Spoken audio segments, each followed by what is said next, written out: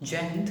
मैं ऋषभ वर्मा एक बार फिर से आपका स्वागत करता हूँ। उम्मीद करता हूँ कि आप सभी स्वस्थ होंगे और अच्छे से लॉकडाउन के नियमों को फॉलो कर रहे होंगे। उम्मीद ये भी करता हूँ कि आप सभी अपनी स्टडी को लेके बहुत ही सीरियस होंगे, क्योंकि जैसे ही लॉकडाउन्स ख़त्म होंगे आ, बहुत जल्दी हमारी गवर्नमेंट बहुत सारे वैकेंसीज निकालने वाली हैं। इसके लिए फुल्ली प्रिपेयर रहिए, आप पहले से ही इन्जॉय करिए, बट पढ़ाई भी इसके साथ साथ बहुत ही इम्पॉर्टेंट है। ओके, ऑनलाइन क्लासेस जो चल रही हैं, तो लास्ट हमारी क्लास थी हिस्ट्री की जनरल स्टडीज़ में, जिसमें कि हमने पाषाण युग के बारे में चर्चा किया था।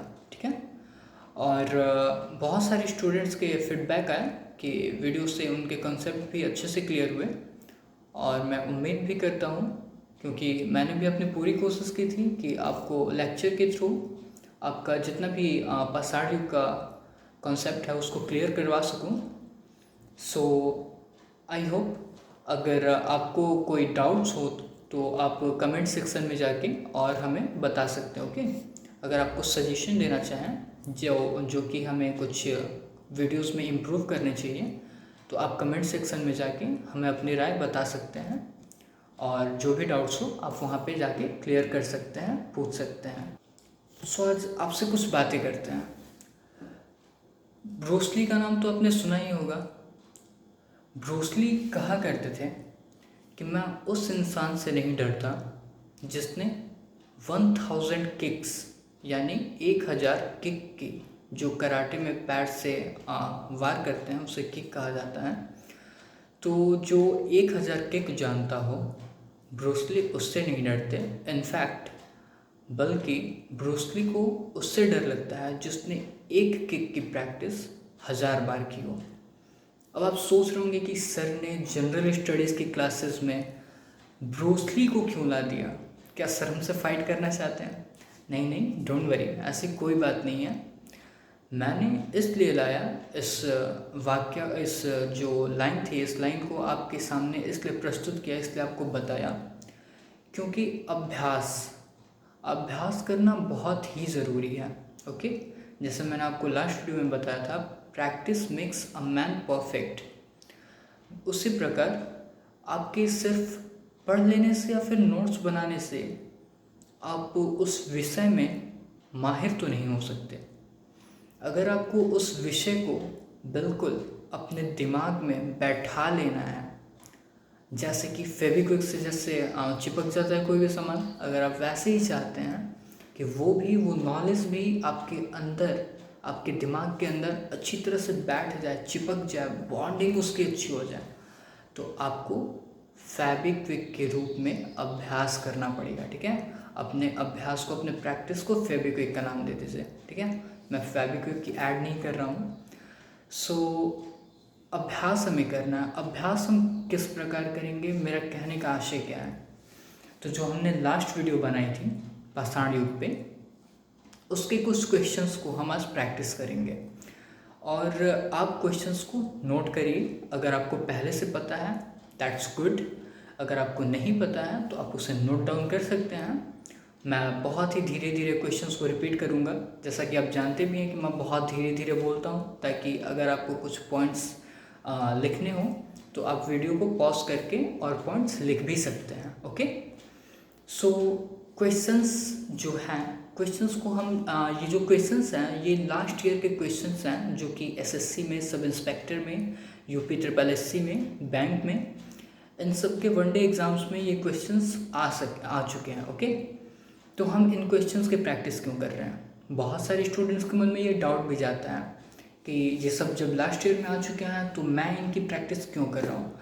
तो मैं आपको एक बात बता दूँ कि जो क्वेश्चंस लास्ट ईयर में आए हुए हैं, जो हमारी चयन आयोग है, जो हमारी गवर्नमेंट की जो भी एग्ज़ाम्स कंडक्ट करवाती हैं, जैसे एसएससी, तो वो प्रीवियस ईयर के कुछ जो क्वेश्चंस होते हैं, अक्सर एक दो क्वेश्चंस आ जाते हैं आपके क्वेश्चंस में। ओके, मैंने भी एग्ज़ाम्स दिए हैं तो मुझे अच्छी तरह से पता है। तो क्वेश्चंस कुछ ना कुछ आ जाते हैं। अगर आप कोई कॉम्पिटिटिव बुक भी उठाएं तो आप उसमें देखेंगे कि बहुत सारे क्वेश्चंस होते हैं जिसके आगे नोट किया हुआ रहता है कि ये क्वेश्चंस 2019 में, 2018 में, 2016 में ये क्वेश्चंस आ चुका है। किस एग्ज़ाम में आया है ये भी दिया होता है। सो यही रीज़न है कि आज हम क्वेश्चंस की प्रैक्टिस करेंगे। ओके, क्वेश्चंस हम आज कोशिश करेंगे कि आपके 50+ क्वेश्चंस को तैयार करवा दें। सो आपको अगर पता हो दैट्स गुड, अगर नहीं पता हो तो आप उसे नोट डाउन कर सकते हैं।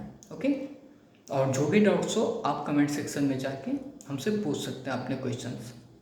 सो जो हमारा फर्स्ट क्वेश्चन है वो ये है कि मानव का प्राचीनतम इतिहास किस काल से संबंधित है। मानव का प्राचीनतम इतिहास इट मीन्स क्या, जो हमारा सबसे पुराना इतिहास था। पुराना इतिहास मैंने आपको लास्ट वीडियो में जैसा बताया था कि इतिहास को 4 भागों में डिवाइड किया गया है, पाषाण युग, प्राचीन इतिहास, मध्यकालीन इतिहास और आधुनिक इतिहास।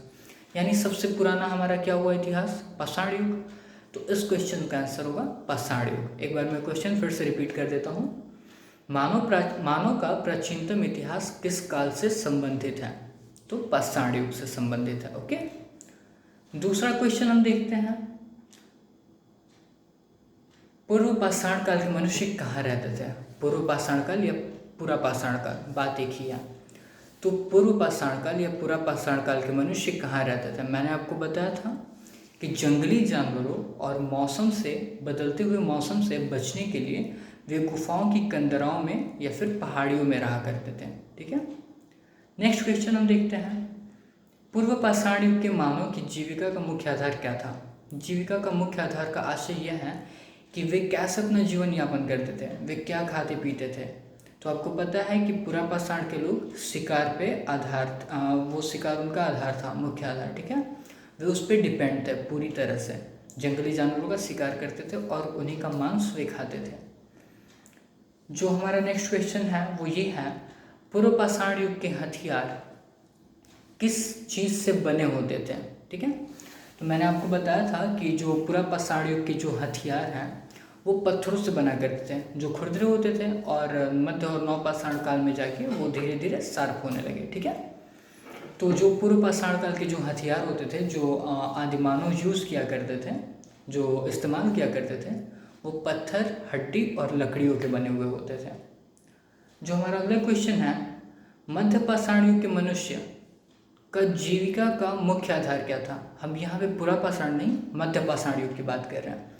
मध्य पाषाण युग में थोड़ा सा उन्होंने खुद को इम्प्रूव कर लिया था। इम्प्रूव करने का मतलब ये है कि जो जंगली जानवरों का वो शिकार करते थे, अब वो उन्हें पालतू पशु भी बना के और पालने लगे थे। ठीक है, तो उनकी जीविका का, यानी मध्य पाषाण काल के जो लोग थे उनकी जीविका का मुख्य आधार क्या था। तो उनकी जीविका का मुख्य आधार शिकार भी था और साथ में पशुपालन भी था।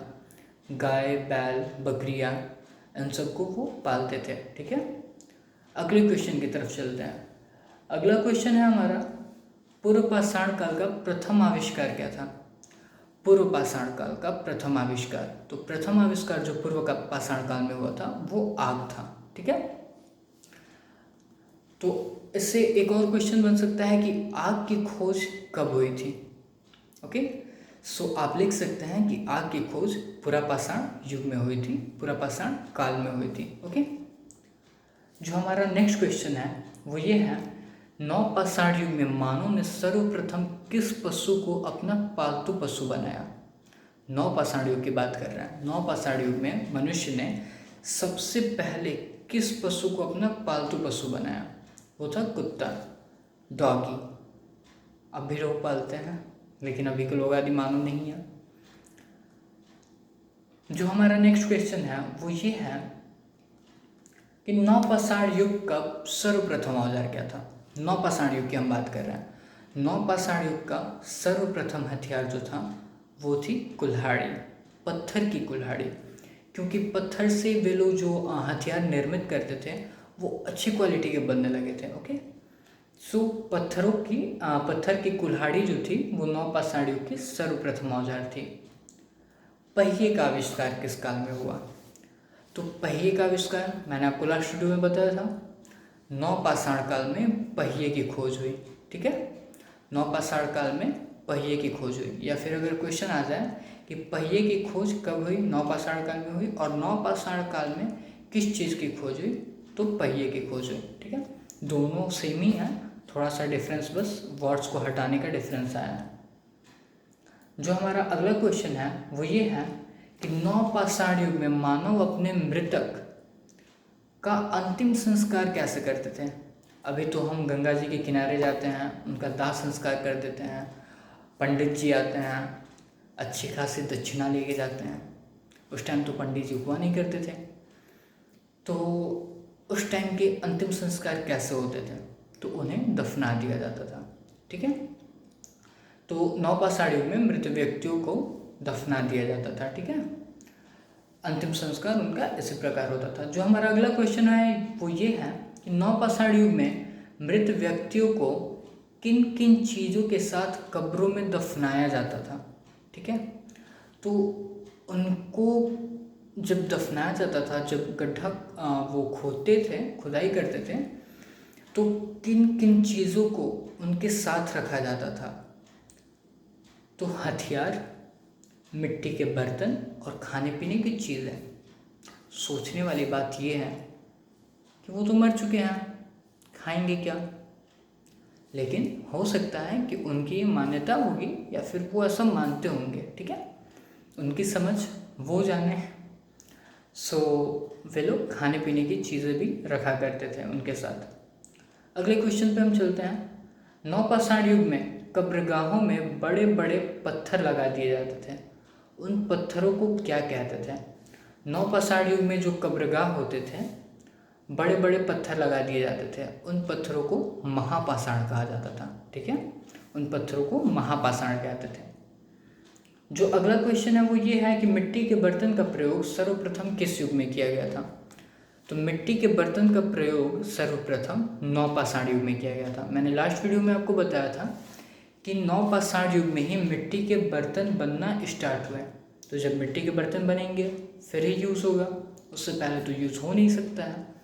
तो नवपाषाण युग में मिट्टी के बर्तन बनना शुरुआत भी हुई और उनका यूज़ भी नवपाषाण युग में ही हुआ।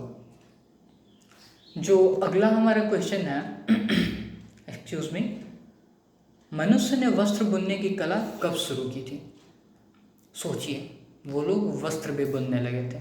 ठीक है, तो मनुष्य ने वस्त्र बुनने की कला कब शुरू की थी? नवपाषाण काल में। नवपाषाण काल में मनुष्य ने कपड़े बुनना भी स्टार्ट कर दिया था। देखिए वो लोग कितने आगे निकल चुके थे। एक टाइम था पुरापाषाण काल का, जिस टाइम की उन्हें अंदाज़ा नहीं था कि कपड़े क्या होते हैं, वस्त्र क्या कहलाते हैं, बर्तन क्या होते हैं, पालतू पशु, कुछ भी, खेती के बारे में उन्हें कुछ भी नहीं पता था। और नवपाषाण युग में आते आते वे लोग कपड़े तक बुनने लगे। तो यानी कि वे कपड़े पहनते भी थे तभी तो कपड़े बुनते थे। वो एक मैंने एक धारावाहिक देखा है, जिस धारावाहिक का नाम है CID। होप आपने भी देखा होगा, जो सोनी एंटरटेनमेंट चैनल पे आता था। उसमें सीबी प्रत्युमन कहते थे कि दया, इसका मतलब तुम समझे, लाश के नीचे बेड है, यानी बेड के ऊपर लाश है, कुछ ऐसा वो कहा करते थे। तो वैसे ही हम भी कह सकते हैं कि उस टाइम में वो लोग कपड़े बुनना स्टार्ट कर दिए थे स्टूडेंट्स, इसका मतलब कि उस टाइम में वो कपड़े पहनते थे। Okay, so and I was just joking. So अगले क्वेश्चन की तरफ हम चलते हैं। तो आदि मानव ने सबसे पहले क्या सीखा था? आदि मानव ने सबसे पहले क्या सीखा था, यानी वस्त्र बुनने से पहले उन्होंने क्या सीखा, मिट्टी के बर्तन बनाने से पहले उन्होंने क्या सीखा? उन्होंने सीखा आग जलाना। अब बचपन में तो हम लोग कहानियाँ सुनते आए थे कि जो मैंने आपको ओरल हिस्ट्री बताया था, सोर्सेज जो स्रोत होते हैं इतिहास जानने के, तो ओरल हिस्ट्री के थ्रू मैंने सुना था कि एज अ स्टोरी मैं आपको बता रहा हूँ, ज़रूरी नहीं कि ये ट्रुथ हो, क्योंकि हिस्ट्री को लेके बहुत सारे, आपको मैंने पहले ही बताया था कि बहुत सारे जो इतिहासकार हैं हमारे, उनके बीच में अभी भी मतभेद हैं। तो मैंने भी एज अ स्टोरी सुना था, मैं आपको भी बता देता हूँ। तो दो आदिमानव ने एक बार शिकार किया, हिरन का शिकार। वो हिरन गिर गया था। अब वे दोनों झगड़ा कर रहे थे कि पहले मैंने मारा, पहले मैंने मारा। ठीक है, तो अब वो उनमें बटे कैसे? अब उस टाइम तो दो बंदरों के बीच में मक्खन बांटने के लिए बिल्ली तो आ नहीं सकती है। तो उस टाइम क्या हुआ कि वे लोग लड़ने लगे। अब लड़ने लगे तो जो पत्थर थे वहाँ पे आसपास में, वो पत्थरों को चला के एक दूसरे को मारने लगे। और जब पहले साइड से पत्थर आया और दूसरे साइड से पत्थर आया, और जब दोनों टकराए तो वहाँ से आग जली और आग जल के हिरन में लग गई। अब ये कोई लॉजिक है? हिरन तो केरोसिन है नहीं, मिट्टी का तेल है नहीं कि हिरन में अचानक से आग लग जाएगी इतनी ज़्यादा। बट ये स्टोरी है, ऐसे हम एज ए स्टोरी इसको ऐसे याद रख सकते हैं। सो इसकी कोई ज़्यादा ज़रूरत नहीं है, बस हमें इससे मतलब है कि उन्होंने सबसे पहले आग जलाना सीखा था, आदि मानव ने। आगे चलते हैं। आदि मानव प्रायः किन दो चीज़ों से डरता था? वे लोग भी डरते थे, डर सबको लगता है। सो दो चीज़ों से जो आदि मानव डरते थे, वो पहला था मौसम और दूसरा था जंगली जानवर। जंगली जानवर से तो डरना जायज़ है, वो आएंगे, शिकार करेंगे आदि मानव का, खा जाएंगे। मौसम से हो सकता था इसलिए डरते थे कि मौसम में इतने बदलाव होते थे, वो सोचते थे कहीं आकाश गिर तो नहीं जाएगा हम पे। सो वो दो चीज़ों से डरते थे, मौसम और जंगली जानवर से। आप स्टैंड अप कॉमेडी मत समझिएगा इसे, मैं बस आप बोर ना हो इसलिए मैं बीच बीच में आपको थोड़ी सी हंसाने की कोशिश कर रहा हूँ, और मेरा नेचर भी ऐसा है। सो मैं कोशिश करूँगा कि आप मेरी क्लास में बोर ना हो। ओके, तो हम आगे क्वेश्चन कर चलते हैं। आदि मानव की अत्यधिक महत्वपूर्ण खोज कौन सी थी? आदि मानव की अत्यधिक महत्वपूर्ण खोज, अत्यधिक महत्वपूर्ण यानी क्या? सबसे इम्पॉर्टेंट, सबसे इम्पॉर्टेंट वो थिंग क्या थी जिसकी खोज उन्होंने की? वो था पहिया। ओके, पहिए की खोज, जिससे कि उनकी ज़िंदगी कहीं ना कहीं बहुत आसान हो गई। आसान कैसे हुई? सपोज़ कि वे लोग अनाज ले जाते होंगे, कहीं उठा के ले जाते होंगे, एक बार में एक अनाज ले जाते होंगे। बट सपोज़ कि अगर उन्होंने पहिया बना लिया, उस पहिए से जोड़ के कोई गाड़ी बना ली, और उस गाड़ी पे एक की जगह पे 10 अनाज की बोरियाँ रख दिए, या फिर बहुत सारे सामान रख के, और वो एक बार में वो सारे सामानों को एक जगह से दूसरी जगह ले जा सकते थे। यह अत्यधिक महत्वपूर्ण, उनके लिए बहुत हेल्पफुल ये था जो उन्होंने ये खोज किया। ओके, नेक्स्ट क्वेश्चन की तरफ हम चलते हैं। ताम्रपाषाण युग के मनुष्य का मुख्य पेशा क्या था? ताम्रपाषाण, इनका नाम आप पहली बार सुन रहे हैं। अब आप ये सोचेंगे कि सर ने तो हमें ताम्रपाषाण के बारे में बताया नहीं, सर ने हमें धोखा दे दिया। नहीं नहीं, ऐसी कोई बात नहीं है, मैंने आपको धोखा नहीं दिया है। जो नवपाषाण युग था, मैंने आपको लास्ट लेक्चर में बताया था पिछले वीडियो में, कि जो नवपाषाण युग था उसे हम कांस्य युग भी कहते थे। कांस्य युग, कांस्य मतलब तांबा, ठीक है? तो कांस्य युग भी कहते थे। कांस्य युग क्यों कहते थे?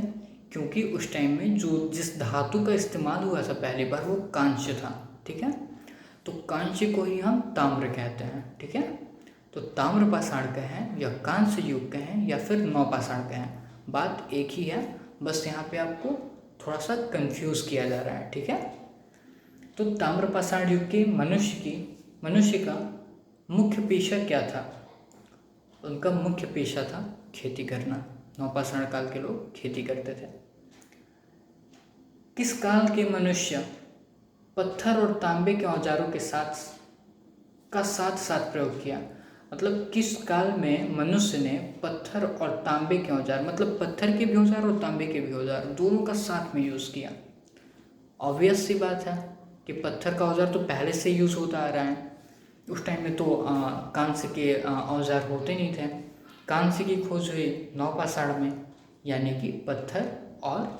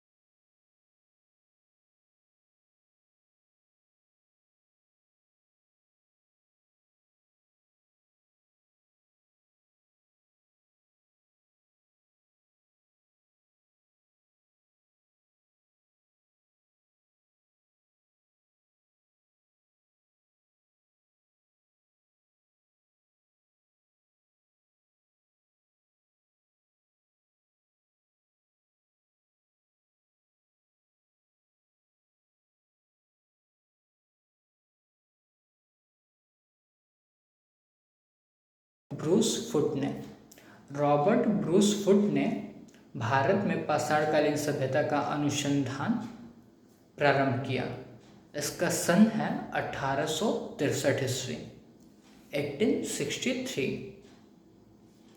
भारत में व्यवस्थित कृषि का पहला साक्ष्य किस स्थान से प्राप्त हुआ? मतलब कृषि होती थी पाषाण युग में, तो इसका साक्ष्य, इसका जो प्रूफ है वो कहाँ से मिला? वो मेहरगढ़ से मिला। ठीक है। किस स्थान से नवपाषाणकालीन हड्डी के औजार मिले? नवपाषाण काल में जो हड्डियों के औजार बनते थे वो किस स्थान से मिले? तो बिहार के चिराद नामक स्थान से। बिहार में एक स्थान है जिसका नाम चिराद है, वहाँ से हड्डियों के औजार मिले। पाषाण काल के 3 चरणों के साक्ष्य किस स्थान से प्राप्त हुए हैं? पाषाण काल के जो 3 चरण थे उनके साक्ष्य किस स्थान से प्राप्त हुए हैं? तो बेलन घाटी, जो कि इलाहाबाद में स्थित है। चावल की खेती का प्राचीनतम साक्ष्य किस स्थान से प्राप्त हुआ? चावल की खेती होती थी, इसका प्रूफ पहले कहाँ पे मिला? तो वो मिला कोलढेवा। कोलढेवा जो जगह है इलाहाबाद में, वहाँ पे मिला सबसे पहले चावल के कृषि का साक्ष्य। अगला क्वेश्चन है हमारा कि मानव सभ्यता के विकास की प्रथम अवस्था कौन सी थी? जब उनका विकास हुआ तो उन्होंने क्या करना शुरू किया था? तो वो शिकार अवस्था थी, वे शिकार किया करते थे।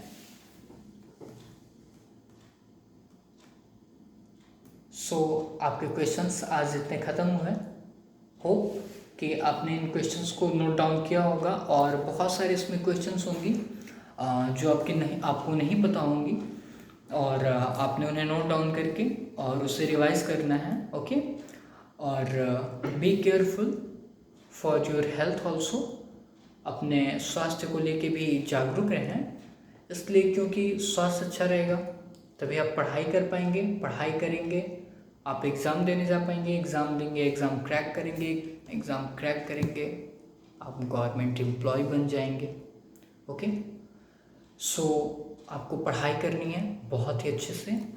जो कोई भी आपको डाउट्स हो वो आप कमेंट सेक्शन में जाके बता दीजिए, और जो अगर आप सजेशन देना चाहते हैं कि वीडियो में कुछ इम्प्रूव करने की ज़रूरत है तो आप वो भी कमेंट सेक्शन में जाके बता सकते हैं।